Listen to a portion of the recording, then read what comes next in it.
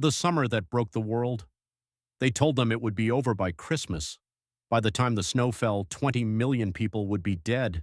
And it all started with a wrong turn on a sunny summer day. June 28, 1914, Sarajevo. A city most people had never heard of was about to become the spark that set the entire world on fire. But here's what they don't tell you about how World War I really started. This wasn't some inevitable march toward destruction. This was a chain of accidents, bad decisions, and pure dumb luck that spiraled so far out of control that nobody could stop it. And the craziest part? It almost didn't happen at all. Think about that for a second. The bloodiest conflict humanity had ever seen up to that point. The war that killed more people than all European wars from the previous 100 years combined. The war that introduced tanks, chemical weapons, and aerial bombardment to the world. The war that ended empires that had lasted for centuries. All of it came down to a series of coincidences that sound too ridiculous to be real. If you went back in time to June 1914 and told people that by August the entire continent would be at war, they would have laughed at you. Sure, there were tensions. There were always tensions. But a massive war involving every major power. That was unthinkable. Europe hadn't seen a continent-wide conflict since Napoleon was defeated a century earlier. Technology had advanced. Trade had connected nations. Royal families were all related to each other. The British king, the German Kaiser, and the Russian Tsar were literally cousins. How could cousins go to war? And yet they did. Because the world in 1914 was a powder keg, and everyone was holding matches. The question wasn't if there would be a spark. The question was when, and what form it would take. Nobody guessed it would be a 19-year-old with a pistol standing outside a sandwich shop. Nobody predicted that a driver making a wrong turn would change the course of human history, but that's exactly what happened. Here's what makes World War I different from every other major conflict. There was no clear villain, no Hitler figure planning world domination, no attack like Pearl Harbor that made everything black and white. Instead, you had a bunch of countries making what they thought were defensive decisions, and each decision made the situation worse. Each leader thought they were the reasonable one, each country thought they were protecting themselves. And somehow that led to 4 years of absolute hell. The trenches, the gas attacks, the battles that lasted months and killed hundreds of thousands for a few miles of muddy ground. Entire towns in France and Belgium wiped off the map, a generation of young men destroyed, and for what? When the war finally ended, nobody could really explain what they had been fighting for. The goals kept changing, the justifications kept shifting. It became a war of attrition where the only objective was to outlast the other side. But in June 1914, none of that had happened yet. Europe was enjoying what seemed like a golden age. The summer was beautiful. The cafés were full. People were planning vacations.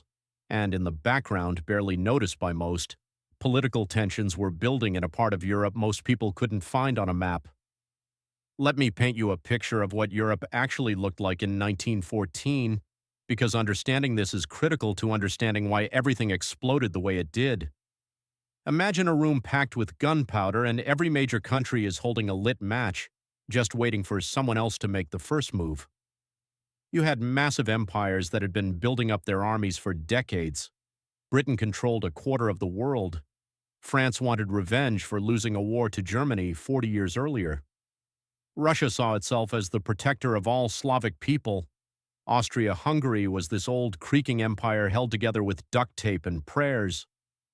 Germany was the new kid on the block trying to prove it belonged at the big table, and everyone had signed these treaties promising to back each other up if anything went wrong. But let me break down exactly what made this situation so dangerous. Each of these countries had specific reasons why they were ready for war, and understanding these reasons is key to understanding how everything exploded so fast. Britain was living in what people called the Edwardian era, named after King Edward VII, who had died in 1910. His son, George V, was now king. Britain was the dominant world power. They had the largest navy, the biggest empire, colonies on every continent. The sun literally never set on the British Empire because they had territories in every time zone. India was the crown jewel. They controlled Canada, Australia, New Zealand, large parts of Africa, islands in the Caribbean and Pacific. British ships dominated global trade. British banks financed projects around the world. London was the financial capital of the planet. But Germany was catching up, and this terrified the British establishment. Germany had been unified only in 1871, which made it a young nation compared to the others, but it had industrialized faster than anyone expected. The Ruhr Valley became an industrial powerhouse. German factories were pumping out more steel than Britain by 1900. German scientists were leading in chemistry, leading to advances in everything from dyes to explosives. German universities were producing cutting-edge research. The German population was growing faster than Britain's. By 1914, Germany had about 67 million people compared to Britain's 45 million. And most threatening of all to Britain, Germany was building a massive navy that could challenge British control of the seas. This was the doing of Admiral Alfred von Tirpitz, who convinced Kaiser Wilhelm that Germany needed a powerful battle fleet to be taken seriously as a world power. They started building dreadnoughts, these massive new battleships that made everything that came before obsolete. Britain responded by building more dreadnoughts. This became known as the naval arms race, and it ate up huge amounts of money on both sides. Britain had a simple rule. Their navy had to be larger than the next two largest navies combined. That's how they maintained control. This was called the two-power standard. But Germany building all these battleships upset that balance. Britain saw it as a direct threat. Germany saw it as just wanting their fair share of global power. Both sides thought they were being reasonable. Both sides were preparing for conflict. The British public was fed a constant diet of invasion scare stories. Novels and newspaper articles depicted German spies everywhere planning an invasion. There was this popular book called The Riddle of the Sands about German preparations for invading England. Another one called The Invasion of 1910 was serialized in newspapers and sold over 1 million copies. People were genuinely worried that Germany might try to invade.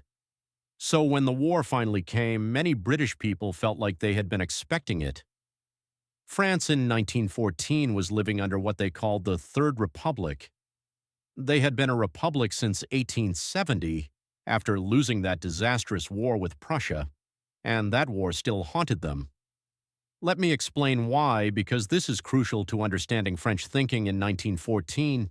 In 1870, France had fought a war against Prussia, which would become the core of Germany. France lost badly, really badly. The war lasted only a few months, and French forces were crushed. Napoleon III, the French emperor, was captured. Paris was besieged and nearly starved. France had to give up 2 regions called Alsace and Lorraine, which were valuable for their iron and coal deposits. Even worse, Germany made France pay 5 billion francs as war reparations, which was an enormous sum.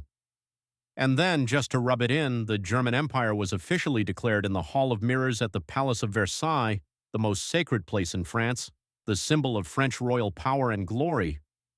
Imagine losing a war and having the winners celebrate their new country in your most important building.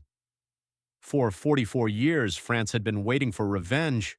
This wasn't just government policy. This was baked into French culture. Every French schoolchild learned about the lost territories. Maps in classrooms showed Alsace and Lorraine in black as lost provinces that needed to be recovered. French military planning was entirely built around the idea of eventually fighting Germany again. They had fortified their border with a series of forts. They had formed alliances, particularly with Russia in 1894, specifically to create a two-front threat to Germany. The French military had developed Plan 17, which called for an aggressive offensive into Alsace and Lorraine at the start of any war with Germany. The plan was based on the idea of élan, this concept that French fighting spirit and aggressive attack would overcome German advantages in numbers and artillery. It was almost mystical, this belief that willpower and courage could win battles. French soldiers wore bright blue coats and red pants in 1914, making them easy targets because the military believed that bold, visible uniforms boosted morale and fighting spirit. They would learn very quickly how wrong this was. French society in 1914 was deeply divided politically. You had monarchists who wanted to restore the king, Republicans who supported democracy, socialists who wanted workers' revolution, and anarchists who wanted to destroy the whole system. But the one thing almost everyone agreed on was that Alsace and Lorraine needed to be recovered. When the war came, this national unity around the idea of defeating Germany was called the Union Sacrée, the Sacred Union. Political differences were set aside. Everyone rallied around the flag. Russia in 1914 was massive but troubled. Tsar Nicholas II ruled over the largest country on earth, stretching from Poland to the Pacific Ocean. Over 170 million people lived under his rule, but most of them were poor farmers living like they had for centuries. Russia had started industrializing, and cities like Moscow and St. Petersburg were growing rapidly, but the country was still decades behind Western Europe in development. The government was autocratic, meaning the Tsar had absolute power. There was a parliament called the Duma, but the Tsar could dissolve it whenever he wanted, and he did several times when it disagreed with him. There was no real democracy. Secret police monitored anyone who criticized the government. Political prisoners were sent to Siberia. Revolutionary movements were growing, including the Bolsheviks led by Lenin, who were waiting for their chance to overthrow the whole system. Russia had just been embarrassed by losing a war to Japan in 1904 to 1905, which shocked everyone because Japan was seen as a small Asian country and Russia was supposed to be a great European power. The loss led to the Revolution of 1905, where workers went on strike and protesters demanded political reforms. The Tsar barely held on to power by promising reforms he never really delivered and using brutal force to crush the uprising. Hundreds of protesters were shot down in St. Petersburg on a day called Bloody Sunday. So Russia needed to prove it was still a great power. The Tsar couldn't afford another humiliation. Russian foreign policy was focused on the Balkans and the Slavic peoples there. Russia saw itself as the protector of all Orthodox Christians and Slavic nations. This was partly religious, partly strategic. Russia wanted influence in the Balkans to eventually get control of the straits connecting the Black Sea to the Mediterranean, which would give their navy access to warm water ports year-round. The Russian military was huge but poorly equipped and poorly led. They had millions of men they could mobilize, but many of them were barely trained peasants who couldn't even read. Officers were often nobles who got their positions through family connections rather than skill. The railway system was underdeveloped, which meant moving troops and supplies was slow and difficult. But the sheer size of the army was intimidating. German military planners had nightmares about the Russian steamroller, this image of millions of Russian soldiers overwhelming German defenses through sheer numbers. Austria-Hungary in 1914 was in the worst position of all, and understanding this empire is essential to understanding why they acted the way they did. This wasn't really one country, it was a patchwork of different ethnic groups held together by an old monarchy. You had Germans in Austria, Hungarians in Hungary, Czechs and Slovaks in Bohemia and Moravia, Poles in Galicia, Ukrainians, Romanians in Transylvania, Croats and Serbs and Slovenes in the south, and Italians along the Adriatic coast. At least 11 major ethnic groups, each with their own language and culture. The empire was ruled by Franz Joseph I, who had been emperor since 1848. In 1914, he was 84 years old. He had seen the empire lose war after war, lost to France and Piedmont in 1859, losing territory in Italy, lost to Prussia in 1866, being shut out of German affairs. He had seen his brother executed by firing squad in Mexico. His son, Crown Prince Rudolf, had committed suicide in 1889. His wife, Empress Elizabeth, was stabbed to death by an anarchist in 1898. His life was marked by tragedy and loss. The empire was held together by the Habsburg dynasty, the bureaucracy, the army, and the Catholic Church.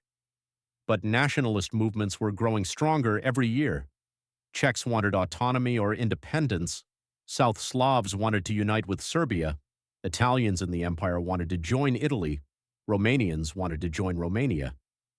The government in Vienna tried to manage these tensions through a complex system where different ethnic groups had different rights in different regions, but it satisfied no one. The arrangement between Austria and Hungary was particularly complicated. After losing to Prussia in 1866, Austria had to make a deal with Hungary to keep them from leaving. The result was the Ausgleich, the Compromise of 1867, which created Austria-Hungary. It was one empire with one monarch and one army and one foreign policy, but it had two separate parliaments, two separate governments, two separate administrative systems. Austria administered the western half, Hungary administered the eastern half. Every 10 years they had to renegotiate their economic relationship. It was incredibly inefficient. And right next door, Serbia was actively encouraging South Slavic people inside Austria-Hungary to break away and join a greater Serbian state.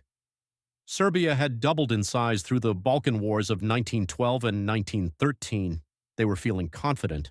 They had Russian backing. They saw themselves as the nucleus of a future South Slavic state that would include Bosnia, Croatia, Slovenia, all the South Slavic lands currently under Austrian rule. From Vienna's perspective, Serbia was an existential threat. If the South Slavs left, others would follow. The empire would collapse. So there was a faction in the Austrian government, led by Chief of Staff Konrad von Hötzendorf and Foreign Minister Leopold Berchtold, who believed war with Serbia was inevitable and should happen sooner rather than later, while they still had a chance to win. The army was one of the few institutions that held the empire together because it mixed soldiers from all the different ethnic groups. But even the army was starting to show cracks. In some units, officers couldn't communicate with their men because they didn't speak the same language. Loyalty was questionable.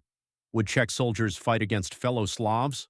Would Italian soldiers fight to defend an empire they didn't feel part of?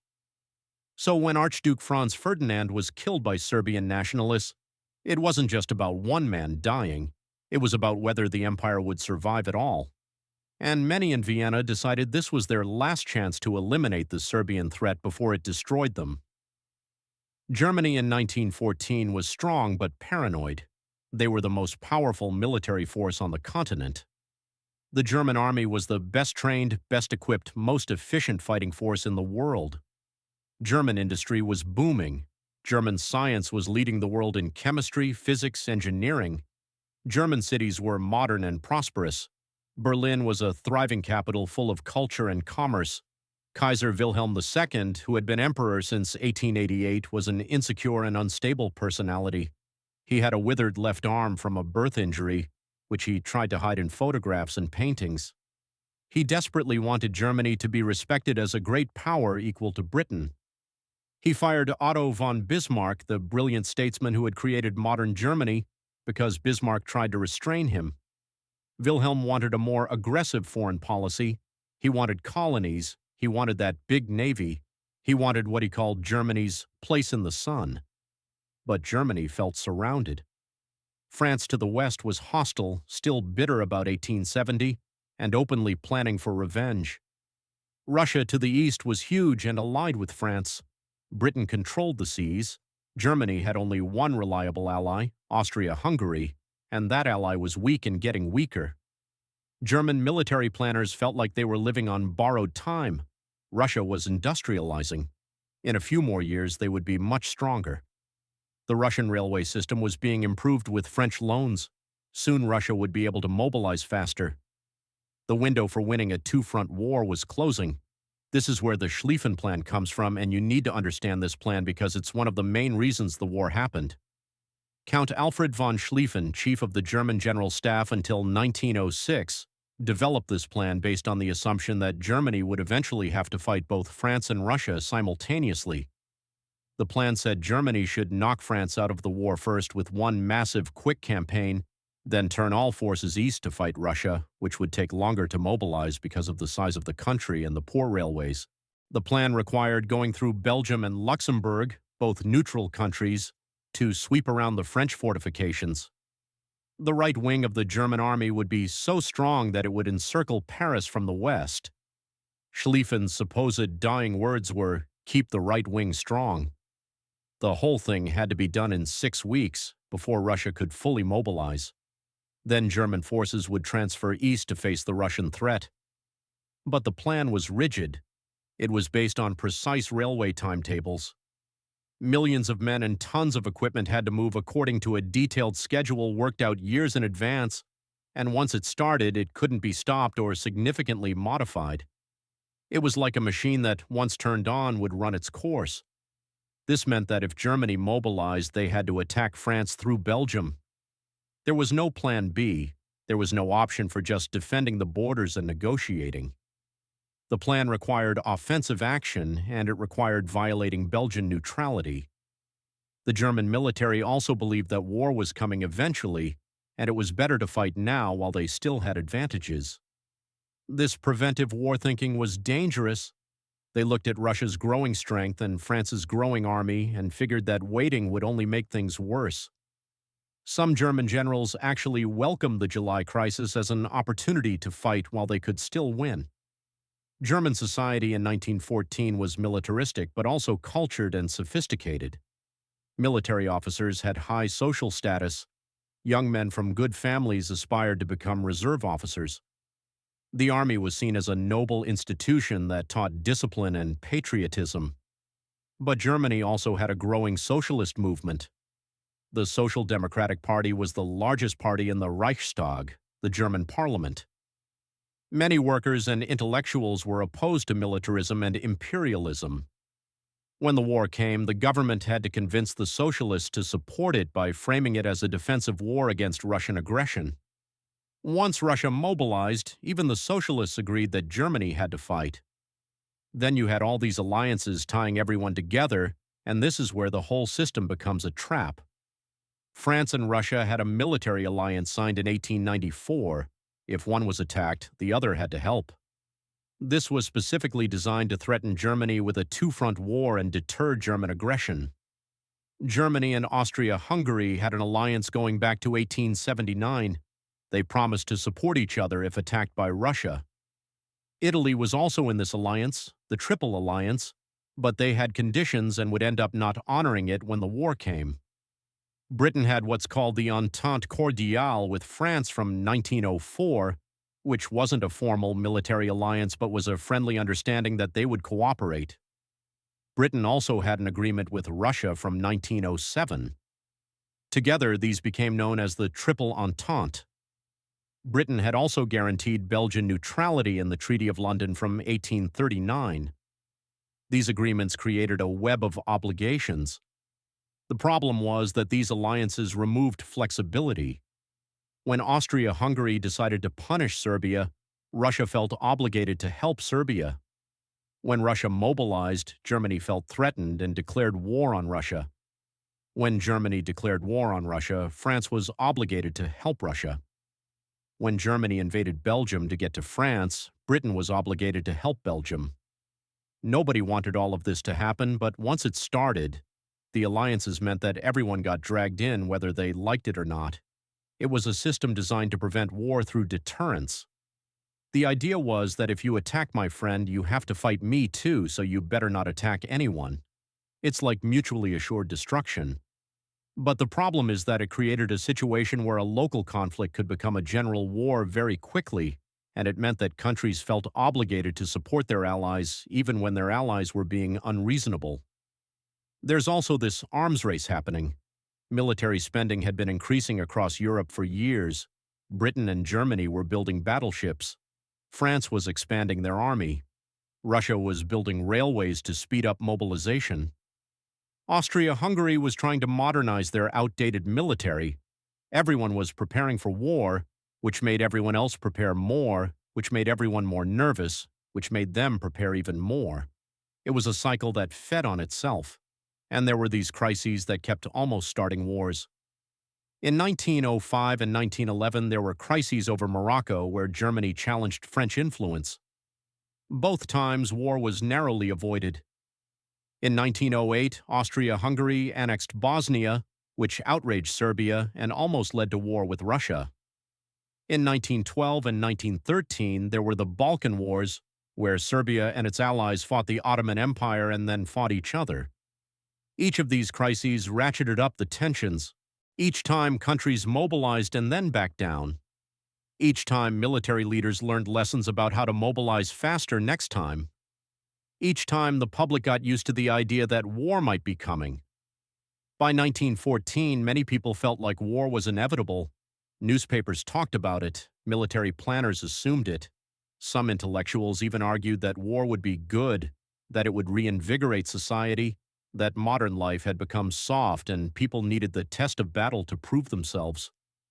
This was especially common in Germany, where there was this idea of war as a cleansing force. Young men joined military clubs and practiced shooting. War novels were popular. There was this romanticized vision of war as glorious and heroic, based on outdated ideas from the 1800s. Nobody understood yet what modern war would actually look like. The technology had changed dramatically. The machine gun had been invented and improved. Artillery was far more powerful and accurate than in previous wars. Railways meant armies could be much larger because you could supply them more easily. Barbed wire made defensive positions much stronger, but military thinking hadn't caught up. Generals still believed in cavalry charges and massed infantry attacks. They believed that morale and aggression would overcome defensive firepower. They were wrong, and millions of men would die because of that mistake. So you had this perfect storm, countries with deep grievances and fears, alliances that turned a local conflict into a general war, military plans that required immediate offensive action, arms races that made everyone nervous, a romantic vision of war that bore no resemblance to reality, and a series of accidents and bad decisions that lit the fuse. The world of 1914 thought it was civilized and advanced. They had electric lights and automobiles and telegraphs and all the comforts of modern technology. They thought they had moved beyond the barbarism of earlier ages. They thought that economic interdependence and international law would prevent major wars. Lots of books had been written arguing that war between major powers was now impossible because it would be too economically destructive. Everyone would lose, so nobody would fight. They were wrong, and they were about to find out just how wrong in the most horrible way imaginable. Now let's talk about the man whose death would trigger everything, Archduke Franz Ferdinand of Austria. Here's the thing about Franz Ferdinand. Most people didn't even like him. He wasn't particularly popular in his own country. He was seen as cold and arrogant. He had married a woman named Sophie Chotek, who came from a noble family but wasn't considered high-ranking enough to marry an archduke. This was a huge scandal at the time. The emperor refused to recognize the marriage as equal. Sophie couldn't sit next to Franz Ferdinand at state functions. Their children couldn't inherit the throne. At court ceremonies, she had to walk behind even minor archduchesses who were technically ranked higher. Franz Ferdinand was bitter about this treatment.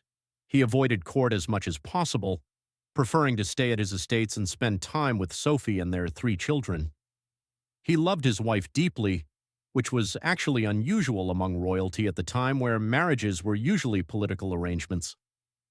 Franz Ferdinand actually had some pretty progressive ideas for his time. He wanted to reorganize Austria-Hungary to give more rights to the Slavic peoples within the empire. His plan was called trialism. Instead of the dual monarchy of Austria-Hungary, it would become Austria-Hungary-Slavia, with a third section for the South Slavs. This would give them autonomy while keeping them in the empire. He thought this would solve the nationalist problem and strengthen the empire. Ironically, that's part of what got him killed. The Serbian nationalists didn't want reform that would keep South Slavs in the empire. They wanted complete independence and unification with Serbia. If Franz Ferdinand's plan succeeded, it would make South Slavs in the empire content, and they wouldn't want to break away anymore. So from the Serbian nationalist perspective, Franz Ferdinand was actually more dangerous than a hardline oppressor. He had to be stopped before he could implement his reforms. The group that would kill him was called the Black Hand. The official name was Unification or Death. They used a logo of a skull and crossbones with a knife, a bomb, and a bottle of poison. It sounds like something from a movie, but these were real people with real plans. The organization was founded in 1911 by a group of Serbian military officers. The leader was Colonel Dragutin Dimitrijević, who went by the codename Apis. He was head of Serbian military intelligence, which meant he had access to weapons, safe houses, and information. He had been involved in a coup in 1903 where the previous Serbian king and queen were murdered. This guy was serious. This wasn't some fringe terrorist group. This was connected to the Serbian military and intelligence establishment. The Black Hand had about 2,500 members. They recruited young men who were passionate about Serbian nationalism. Many of them were students or recent graduates. Many were dying of tuberculosis, which was still common at the time and usually fatal. These young men saw themselves as martyrs for the cause. They were willing to die, and in fact expected to die, because they believed their sacrifice would inspire others and lead to South Slavic freedom. The Black Hand had been planning attacks for years. They had tried to kill other Austrian officials. They had sent agents into Bosnia to organize resistance and spread propaganda. They had training camps where they taught recruits how to shoot and make bombs. They were well organized and well funded, though where all the funding came from was murky. Certainly some came from supporters within Serbia. Some probably came from elements of the Serbian government, though this was always denied officially. When Austria-Hungary announced that Archduke Franz Ferdinand would be visiting Sarajevo on June 28th, the Black Hand saw their opportunity. And that date, you have to understand how insulting that date was. June 28th was Vidovdan, St. Vitus's Day, one of the most important dates in Serbian history and culture. On June 28, 1389, the Battle of Kosovo took place. Serbian forces under Prince Lazar faced the Ottoman Turkish army. The battle was a disaster for Serbia. Prince Lazar was captured and executed. Serbia lost its independence and would remain under Ottoman control for centuries. But in Serbian national mythology, this battle became something heroic. Prince Lazar became a martyr who chose heavenly glory over earthly survival. The battle became the defining moment of Serbian identity, this idea that Serbs would rather die fighting for their freedom than live under foreign rule. Every year on June 28th, Serbs commemorated this battle. It was a day of mourning and national reflection, and now Austria-Hungary was sending the heir to their throne to parade through Sarajevo on this day. To the Serbian nationalists, this was a deliberate provocation. It was saying, we control you, we own this land, and we're going to celebrate our power on your most sacred day. Whether or not Austrian officials actually thought about the significance of the date is debated by historians. Some think it was just a bureaucratic coincidence. Others think hardliners chose it deliberately. Either way, it was a catastrophic choice. The Black Hand assembled a team of 6 assassins for the mission. Most of them were teenagers or early 20s. There was Gavrilo Princip, 19 years old, a thin, sickly young man from a poor peasant family. There was Nedeljko Chabrinovic, also 19, a printer's apprentice. There was Trifko Grabej, 18, a student. There was Vaso Chubrilovic, 17, still in high school. There was Kvietko Popovic, also 17. And there was Mohamed Mehmet Bashic, 27, the oldest of the group and a carpenter by trade. These young men were given 4 Browning semi-automatic pistols, 6 bombs, and cyanide capsules. The plan was simple but effective. They would spread out along the Appel Quay, the main road along the river where the Archduke's motorcade would travel. With 6 assassins spaced along the route, someone would get a clear shot. If they failed to kill the Archduke, they were supposed to take the cyanide and die rather than be captured. This would prevent them from revealing information under interrogation. The weapons came from the Serbian military arsenal. The bombs were actually grenades from the Serbo-Turkish War. They were old and unreliable, which would turn out to be important. The guns were good quality. The training had been done at a park in Belgrade under the supervision of Major Vojislav Tankosic, another Black Hand member who was a Serbian military officer. So this wasn't some amateur operation. These assassins had been prepared. They crossed into Bosnia separately to avoid detection, helped by Black Hand agents who ran a smuggling network. By late June, they were all in Sarajevo waiting for the visit. June 28, 1914 arrived bright and sunny, perfect summer weather. Sarajevo was decorated for the visit. Austrian flags were hanging from buildings. Crowds lined the streets, a mix of people who supported Austria, people who were just curious, and people who were waiting to strike. Franz Ferdinand and Sophie arrived by train. They were staying outside the city and would drive in for the official events. The motorcade consisted of 6 cars. The Archduke and his wife were in the third car, an open-top Graf-and-Stift luxury automobile. There was no bulletproof glass because that didn't really exist yet. There was no significant security detail, just a few local police officers walking alongside the cars. In retrospect, the security was criminally inadequate, but at the time, this was normal for such visits. The route took them along the Appel Quay toward the city hall where there would be an official reception. The 6 assassins were positioned along this route. The first in line was Mohammed Mehmed Bashic. As the motorcade approached, he froze. He would later claim that a policeman was standing right next to him and he couldn't throw the bomb without being caught. But other accounts suggest he simply lost his nerve. The cars drove past him. He did nothing. The second assassin was Nedeljko Chabrinovic. He was positioned near the Kumuria Bridge. He saw the motorcade coming. When the Archduke's car approached, he asked a policeman which car the Archduke was in. The policeman actually told him. Chabrinovic then struck the detonator cap on the bomb against a lamppost to activate it.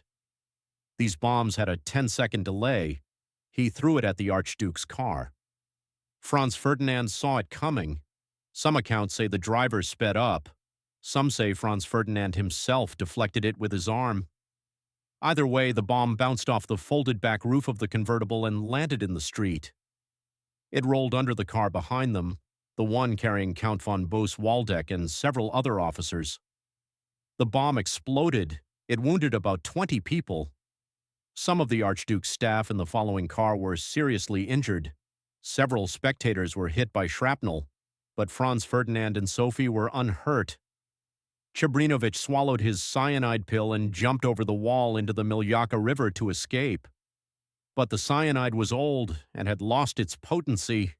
It just made him violently ill. He started vomiting. And the river, which should have been deep enough to drown in, was only about 4 inches deep because it was summer and there hadn't been much rain.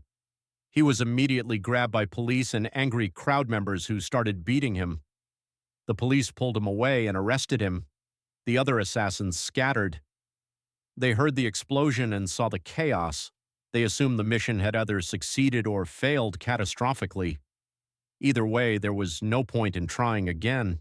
Security would now be impossible to breach. Trifko Grabej went home.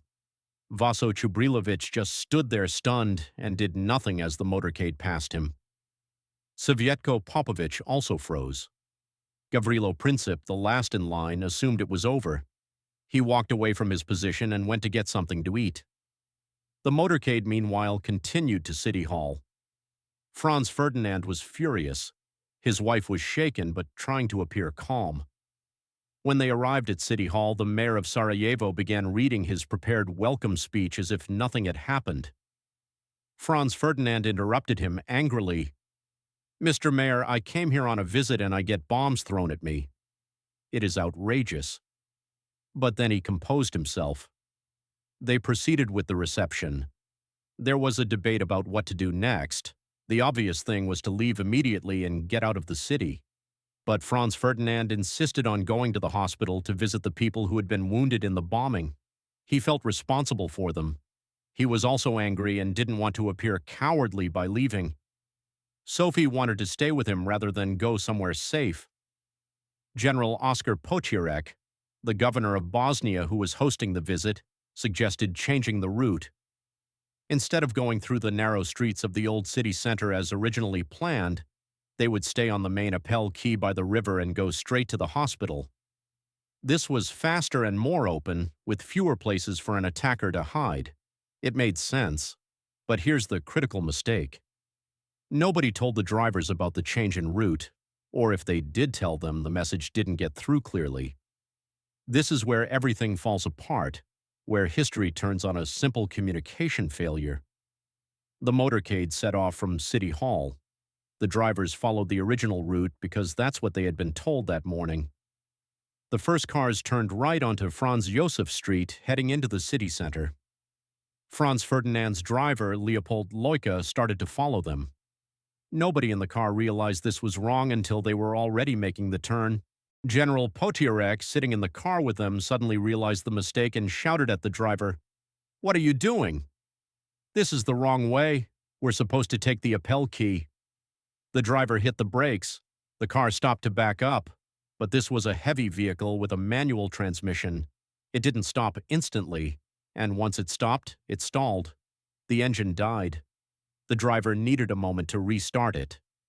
The car was now sitting still on the corner of Franz Josef Street and the Appel Quay, directly in front of Moritz Schiller's delicatessen, and standing on the sidewalk outside that delicatessen, eating a sandwich and contemplating his failed mission, was Gavrilo Princip.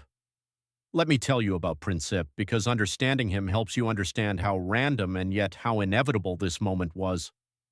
He was born in 1894 in a small village in western Bosnia. His family were poor Serbian peasant farmers. His name Gavrilo means Gabriel in Serbian. 6 of his siblings died in childhood, which was common in poor rural families at the time. He was small and thin, only 5 feet 3 inches tall, and suffered from tuberculosis. He wouldn't have lived much longer regardless of what happened that day.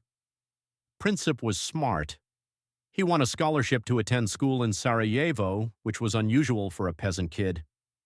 He became obsessed with Serbian nationalism and South Slavic unity. He read everything he could find about revolutionary movements. He admired the assassins who had killed Russian czars and Ottoman officials. He saw violence as the only way to achieve freedom. He was serious and intense and had trouble making friends. Other students remembered him as someone who never smiled, who was always thinking about politics and revolution. When he heard about the plan to kill Franz Ferdinand, he volunteered immediately.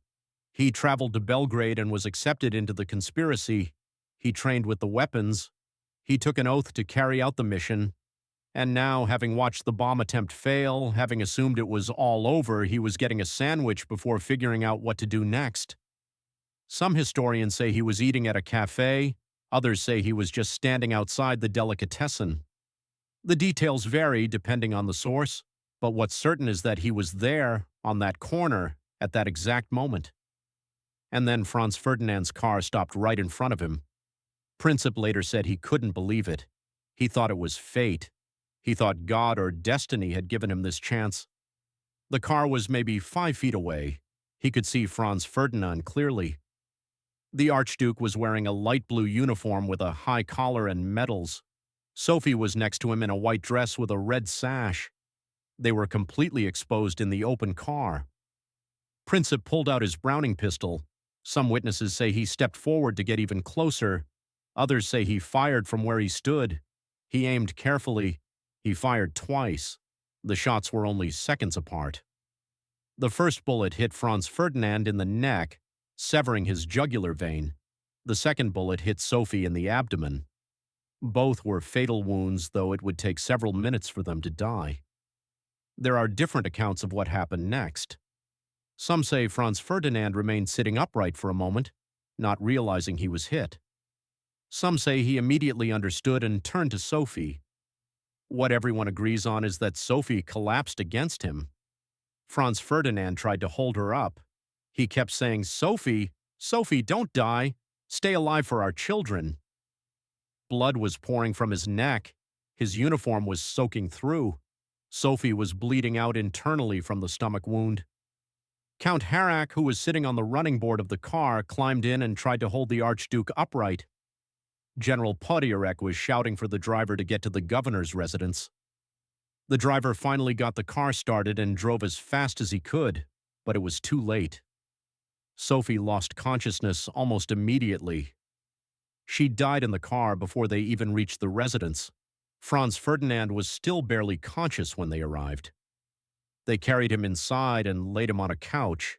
A doctor tried to stop the bleeding, but there was nothing to be done. The jugular vein was severed.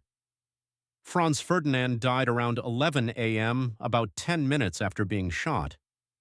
His last words, besides calling to Sophie, were reportedly, it is nothing," as he tried to minimize what had happened, probably going into shock. Back at the scene, Gavrilo Princip had tried to turn the gun on himself but was tackled by the crowd before he could fire. He tried to swallow his cyanide capsule, but someone knocked it from his hand. Like Chabrinovich, it probably wouldn't have worked anyway. The crowd started beating him. They were furious. Some were trying to kill him right there on the street. The police pulled him away and arrested him. He was taken to the police station where he would be interrogated for days. Princip was defiant. He showed no remorse. He said he had done what was necessary for his people's freedom. He said he was proud of what he did. When asked if he regretted killing Sophie, he said he hadn't meant to kill her, that his aim had been only at Franz Ferdinand, but that it didn't matter now. He accepted full responsibility. He expected to be executed and was prepared to die as a martyr. But Austrian law didn't allow the execution of anyone under 20 years old. Princip was 19, only a few weeks short of his 20th birthday, so he was sentenced to 20 years in prison, the maximum sentence for someone his age. He was sent to Theresienstadt Fortress in Bohemia, where he would spend the rest of his life in brutal conditions. The cell was tiny, cold, and damp. His tuberculosis got worse. He was kept in solitary confinement. His arm had to be amputated because of an infection from his chains. He weighed less than 90 pounds by the end. Prison guards said he remained defiant until the very end, never expressing regret. He died on April 28, 1918, 4 years into his sentence. Just months before the war he had started finally ended. He never saw the world he had destroyed. He never saw the millions dead. He never saw the empires collapse. He died believing he had struck a blow for Serbian freedom. Subscribe for more.